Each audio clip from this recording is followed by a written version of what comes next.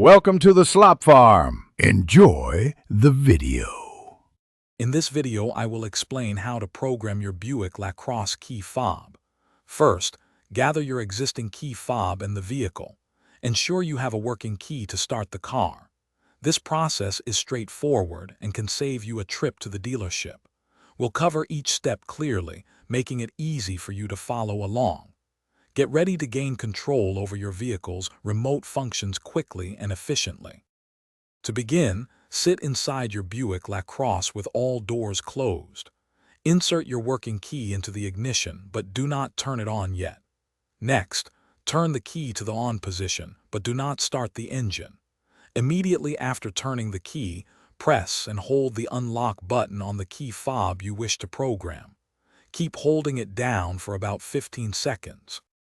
After holding the unlock button for about 15 seconds, you should hear a chime or the door lock cycle, indicating successful programming. Release the unlock button immediately. Now, remove the key from the ignition. Test all the functions of your newly programmed key fob, including lock, unlock, and trunk release, to ensure everything works correctly. If you have another key fob to program, repeat these steps for each one.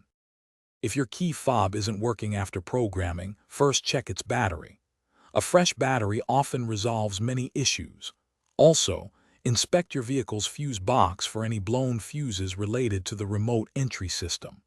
Sometimes, a simple reset by disconnecting the car battery for a few minutes can help.